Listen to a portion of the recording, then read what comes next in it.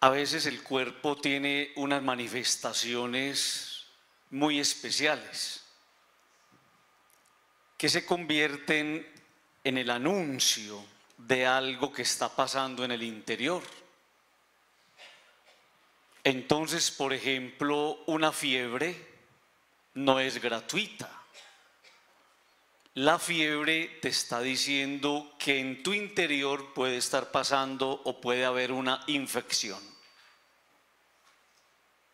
A veces ciertas alergias o expresiones en la piel son sencillamente la manifestación de que algo te puede estar haciendo daño.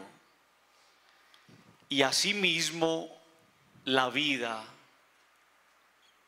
nos va contando de algo que puede estar pasando allá adentro, con las cosas que estamos viviendo o las cosas que nos toca enfrentar. ¿Por qué les digo eso? Porque muchas veces lo que nosotros vemos, lo que nosotros vivimos no es gratuito. Es el grito silencioso de algo que nos está pidiendo le prestemos un poco más de atención. Santiago nos va a decir en la segunda lectura algo muy interesante.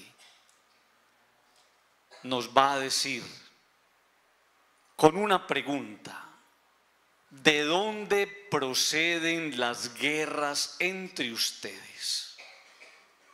Esa pregunta es muy especial. ¿Por qué? Porque hay personas que le dicen a uno: padre, es que yo no puedo estar en paz con los demás. En mi casa vivimos agarrados. Yo en la oficina o en el trabajo, padre, me mantengo en pelea constante con las demás personas. Y entonces miren la pregunta de Santiago tan interesante: ¿de dónde proceden esas guerras? Y va a decir Santiago, va a responder: van a proceder del desorden que hay en el interior de cada uno. De ahí nacen las envidias y de ahí nacen las rivalidades. Padre, yo no le entiendo, entonces déjeme, yo le pongo un ejemplo. Alguna vez, en algún lugar, atendí a una pareja. Y la pareja comenzó el diálogo diciéndonos esto: padre, es que nosotros hemos vivido muy bueno. Padre, a nosotros no nos falta nada, somos unos bendecidos, pero padre, de un momento para acá, nosotros no nos entendemos. A mí me molesta todo lo que él hace y a él le molesta todo lo que ella hace. Hemos perdido, padre, la tolerancia cuando nosotros primero, padre, nos respetábamos, nos queríamos y éramos capaces de disimular las faltas. Cuando ellos se despidieron, yo le hice una señita al man y le dije: espérame, espérame. El muchacho este me esperó y yo le pregunté: ¿me vas a decir la verdad? ¿Prometes decirme la verdad? Y él empezó a llorar. Y empezó a decirme: padre, es que las peleas empezaron el día que yo le fui infiel a mi mujer. Pero lo más extraño, padre, es que ella no lo sabe.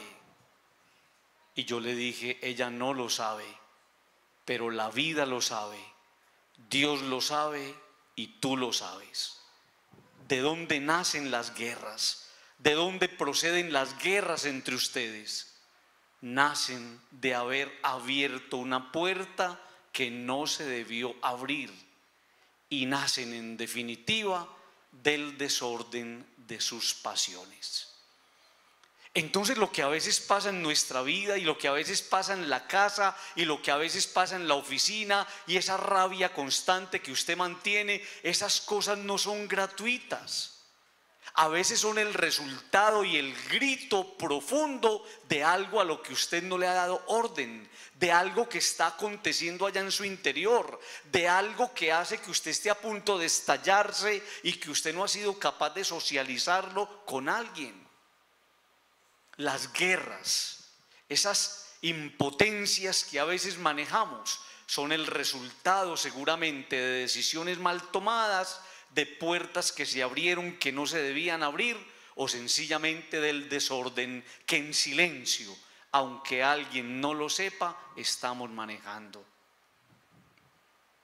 En la casa, a veces cuando personas que no se hablan, a veces cuando nos tratamos con tanta dureza, o a veces cuando nos tratamos con tanta indiferencia, eso podría ser la fiebre que nos está alertando de una infección que puede estar aconteciendo en el interior de una de las partes. Alguien puede estar metido en algo que no se debió haber metido. Alguien puede estar haciendo algo que ofende gravemente a Dios. Alguien puede estar lacerando con su pecado y con su esclavitud la armonía de una familia.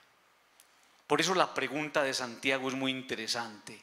¿De dónde nacen las peleas, las guerras y las divisiones? Y responde: nacen del desorden que alguno pueda tener en su interior. Y ese desorden empieza a lastimar gravemente la armonía de la casa. Segunda idea. En esa misma lectura del apóstol Santiago, él va a hacer una afirmación al final, porque es que la gente constantemente viene y le dice a uno, y a veces con tono bravero: pero es que ese man, ¿por qué a mí no me escucha, hombre? ¿Por qué? Y miren, Santiago lo responde. Santiago nos responde la pregunta y pareciera que nos dijera: no es un problema de él, es un problema tuyo. Es que él ha puesto las reglas con claridad sobre la mesa. No es un problema de Dios, es un problema tuyo. Y es un problema que radica en el corazón de cada uno de nosotros, que queremos buscar por todas las situaciones siempre culpables. Mire lo que dice Santiago: ustedes piden y no reciben porque piden mal. ¿Qué más quiere?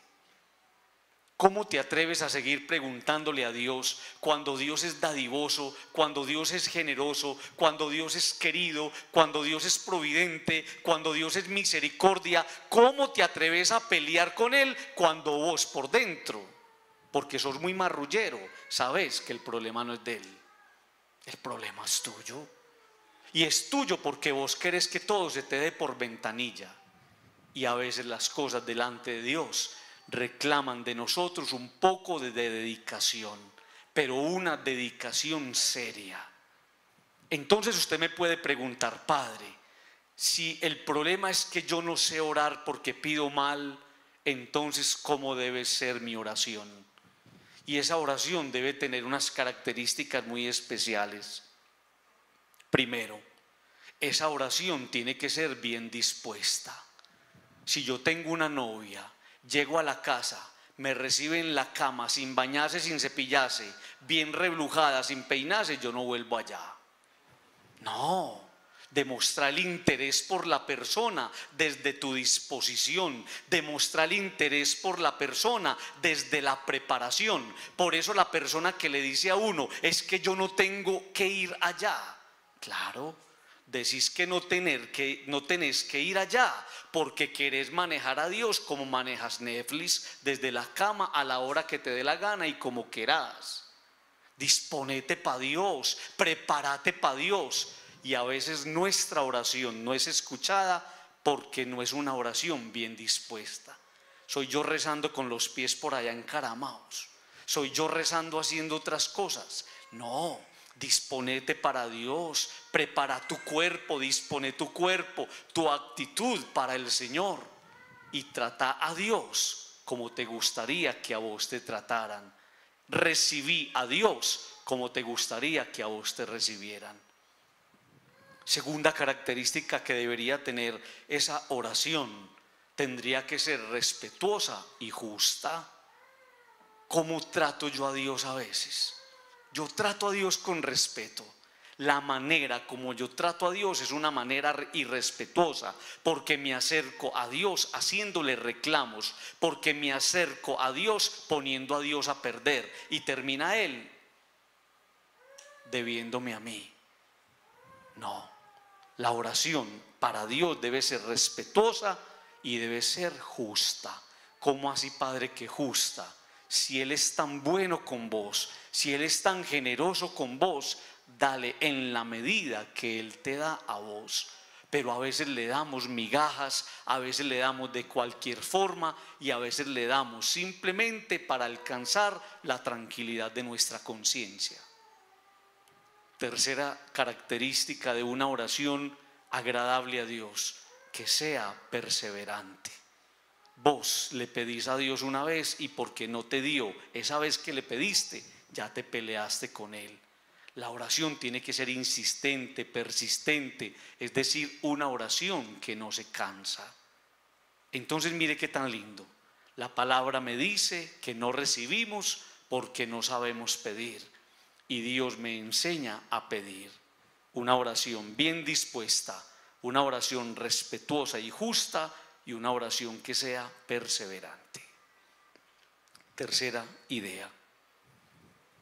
A veces, y quiero que piensen esto y lo mediten en su casa, a veces sin querer nosotros perdemos tiempo en nuestro camino. ¿Cómo está tu camino? El camino refleja la vida es el camino y en el camino perdemos tiempo. Por eso Jesús le pregunta a sus discípulos, ¿de qué venían discutiendo por el camino? O de otra manera, ¿ustedes en qué venían perdiendo el tiempo? Venían discutiendo quién era el más importante, venían peleándose por puestos. Y la pregunta interesante es, ¿qué me está robando a mí la atención en el camino? A veces la atención a una familia, a una persona se la pueden robar las cosas que no son importantes, las cosas pasajeras, efímeras, dejando de lado lo verdaderamente esencial. Hay personas que en el camino vienen siempre, perdiendo lo esencial, siempre discutiendo de negocios, siempre discutiendo de los intereses que estamos ganando, siempre peleando si vamos a cambiar el carro o no lo vamos a cambiar, o discutiendo sencillamente por aquellas cosas que en el fondo son importantes, pero no son lo más importante. Las vacaciones, un viaje, dejando de lado a Dios, dejando de lado las personas y dejando de lado el tema de la fe, que es lo que en el fondo tendría que ocuparnos el camino. Les voy a contar una historia y con esto termino. Hace muchos años, en una granja vivía un matrimonio pobre. El hombre trabajaba labrando la tierra y cuidando unos cuantos animales. Su mujer se cuidaba o se ocupaba de las labores de la casa y ayudaba a su marido en algunas cosas de la granja.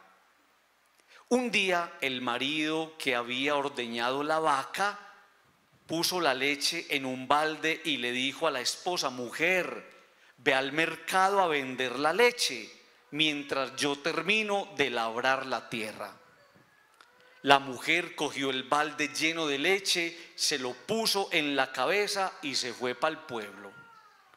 Durante el camino iba pensando: con el dinero que saque de la leche voy a comprar una docena de huevos, los llevaré a la granja y mi gallina los incubará. Los 12 pollitos los cambiaré por un lechón. Cuando engorde lo cambiaré por una ternera que cuando crezca me dará más leche y así poco a poco seremos ricos. Iba en esos pensamientos cuando tropezó en una piedra y se fue para el suelo. La leche que llevaba en el balde se derramó por el suelo. La mujer, muy triste, dijo, llorando: adiós a mis huevos, adiós a mis pollitos, adiós a mi cerdo y adiós a mi vaca. La pobre no entendió que el camino que refleja la vida es para cuidar lo que se tiene, y aunque vale la pena soñar, hay que saber que un tropiezo nos puede llevar a perderlo todo.